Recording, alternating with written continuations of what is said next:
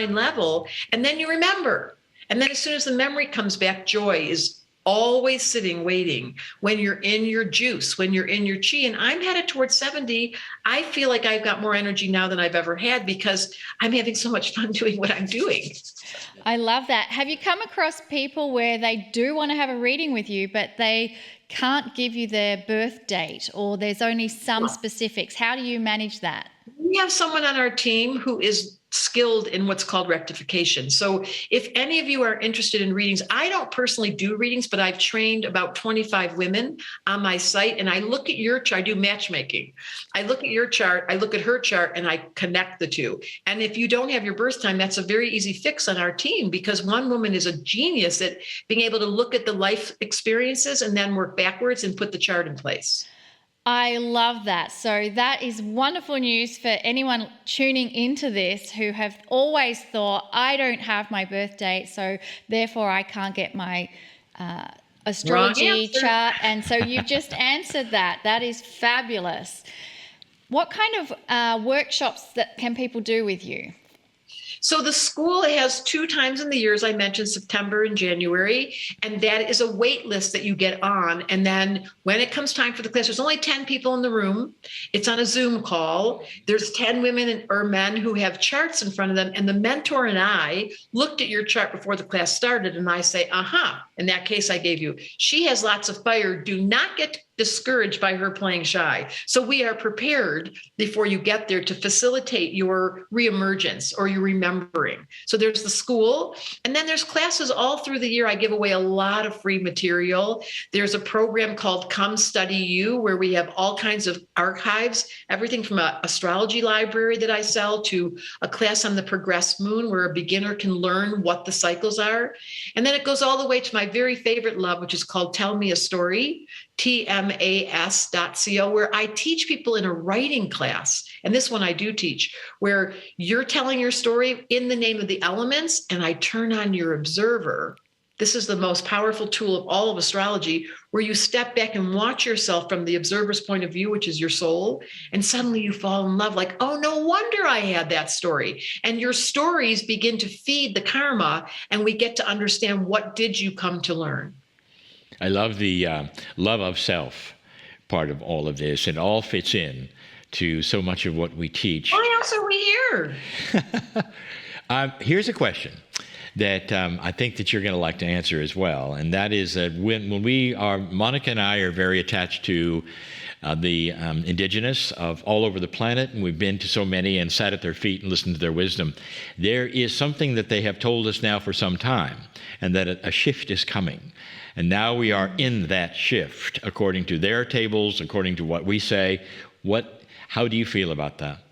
Well, as an astrologer, I knew this was coming. The very first chapter of my book is called Crisis, and it describes that crisis is what wakes us up. So nothing's wrong. The astrologer has seen a long view, and we've seen feast and famine when you do a long view. So rather than getting caught in, yes, we are in a very particular era. As an astrologer, it would be dishonest for me not to tell you that my entire podcast, the I Don't Believe in Astrology podcast, it started 2 days ago, is scientists, all kinds of climate scientists that I've interviewed to say, tell me the hard truth. Let me be face to face with the facts. And then there's a whole bunch of people who are wisdom keepers to say, what do you do with the hard truth? So as an astrologer, yes, we are headed straight into a brick wall. Let's be honest. And the good news is there's a way to enter into awareness, get off that car, sit still, become the wisdom keeper that is the one that facilitates the midwife of how we're going to make this transition. So we're either going to crash, or we're going to be prepared, as all midwives and all wisdom keepers know. Yes, all the indigenous knew. They've gone through it themselves. It's just called evolution. It's nothing wrong. But we've projected, oh, it's all the men's fault. Oh, it's all the women's fault. Oh, it's all the car's fault. It's the fault of evolution. And by the way, it serves us. So please don't be confused with something's wrong. Thank you. So how can we then navigate, as you said, to become a wisdom keeper or a midwife to help us make that transition with grace and ease instead of the hard angst that it creates for some people? So for you two, clearly you're doing air. You've got a podcast or a video or a series of films where you're showing us on YouTube and you're sharing information. That's air. For some of us, For air people, it's talking, it's communicating, it's researching, it's collecting data. For the water people, they're meditators, and they don't want to be around people. They just want to figure out how to find the calm, how to reach a place of enlightenment that's called stillness, and through yoga and through chanting and through knowing how to be a householder. For some people, they're earth people, they're activists, and they're like, we've got to get the figure eight of how to do legislation. What are we going to do to facilitate the end of this carbon, to the changing of the weather? There's some practical steps. And the earth people, it's you. If it's calling you to take some steps to plant some trees, do it. And the fire people are the yoga maniacs, the enthusiasts, the energetic, crazy people that are here to figure out how to master energy in the name of healing. And if you are one of those, you're inspirational. You stand in front of people. You take us out for walks. You take us on bike rides. So we all have different functions. The good news is everyone's got a function. The bad news is what's yours. And if you don't know how to serve and facilitate this era, you might want to ask an astrologer for some insight. It's so interesting. We actually teach that, and we have had in different ways that there are different kinds, and they fit right into those categories. I never really heard that about an air person. I'm an air person. What are you? Do you know? I always thought I was a fire person, but... Yes, fire and air are perfect together. Yeah. You're inspiring us through his words and through your inspiration. So fire and air people get all excited and share, and they go on screens and they put lights on, and they're like, I'm here to help you. And the water person's at home watching this going, oh, I feel so much better. And the earth person's like, we need some function here. I'll take care of that. I'll produce that new idea. It also explains why Lee has never really wanted to just sit and meditate for hours and hours. For him, it's like, I can't do that. Don't meditate. Mm-hmm. Air people get bugged by being told to sit still, but they can walk and meditate. Yeah. And they can listen to a guided meditation, but you can't ask an air person to sit still. I meditate best on airplanes. Bingo. Yeah, I can't because it makes me sit. Well, it makes me sit still. But you're up in the air. You have a book. I love the title because we have taught this too. The Missing Element: Inspiring Compassion for the Human Condition. Tell us about that one. It's all about the four elements, and it's all about the crisis we're in. It starts off with the first chapter saying, we cannot continue as we're going. Society is going to go into a radical change. I love when Lynn Twist on Choosing Earth, the documentary, looked right into the camera and said, we are now meant to be midwives because we're in hospice. Mm-hmm. Like we're at the end of an era. It's hard to talk about. It hurts unless you're prepared. And my book is simply there to establish, get missing element, figure it out, short little test, open up the chapter of your missing element, do the homework, balance the game, and suddenly your cheese back.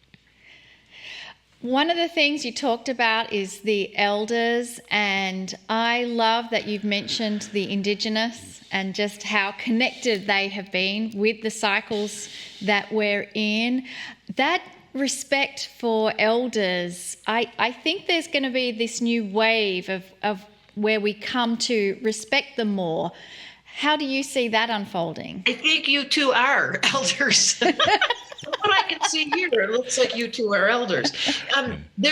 We never get named elders. It comes with the territory of growing up. And if you become responsible, my question every day from the minute I wake up till I go to bed is, who can I serve today? Mm-hmm. How can I create this planet's evolution? Mm-hmm. I did not come here because I like this place. I love it, but it hurts me here. I'm not the person that goes, I love being alive. For me, this place is very, very painful. And yet I've turned the joy button way up in the answer to what could I do to serve. So I am an elder. I'm headed towards that. I'm certainly past the marker.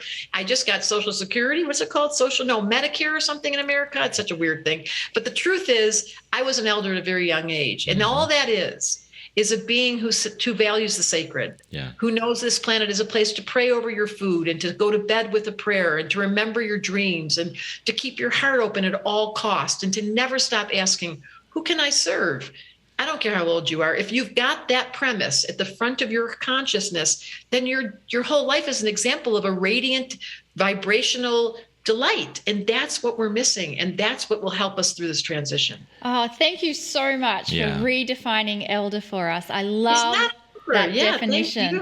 Thank you. We do that as well, saying that there's a lot of young people we meet that are old souls. Yes. And we see that elder wisdom. The deep wisdom within. Deep in them.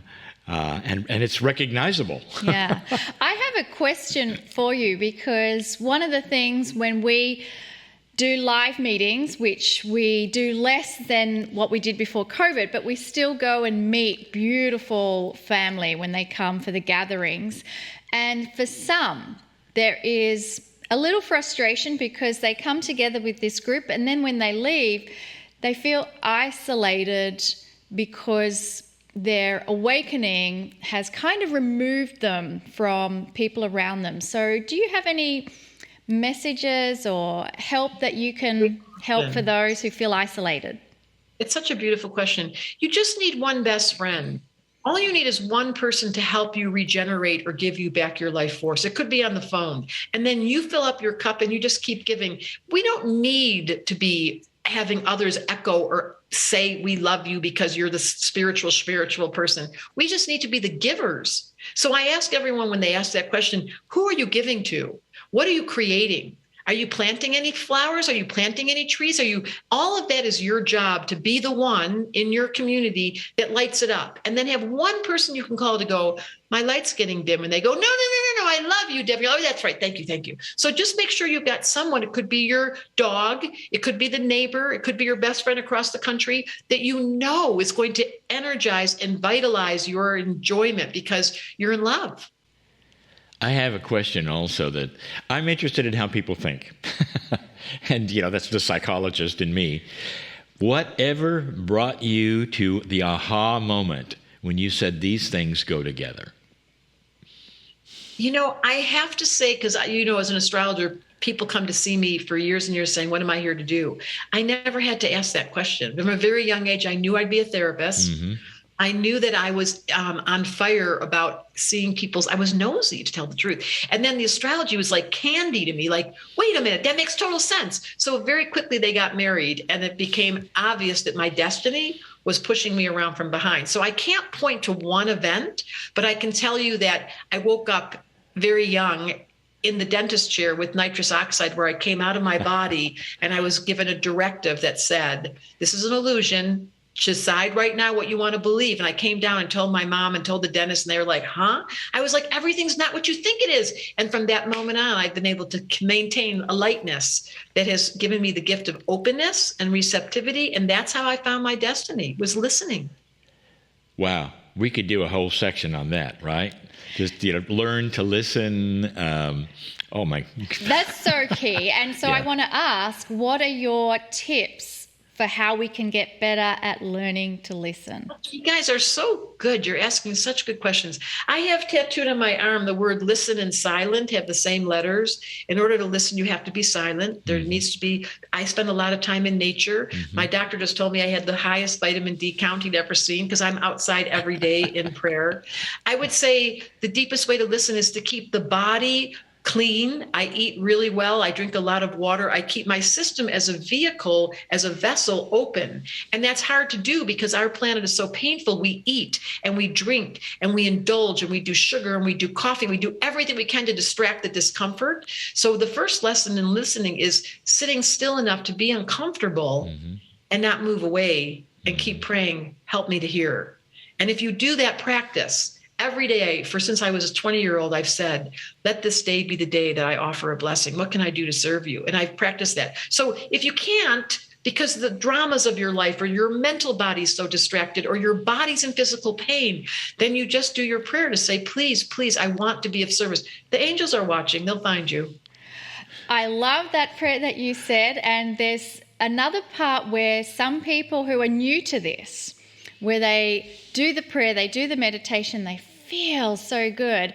And then they walk through the door and their teenager is at them or their boss is at them, and all of that has dispelled. And what we teach is about taking that with you and pasting it upon yourself. So what do you have for people to carry that feeling no matter what is happening? Well, there's a muscle called the observer. This is what my book is about. This is what Tell Me a Story is about. This is what my school is about. When your observer's on and you notice, wow, I just lost it.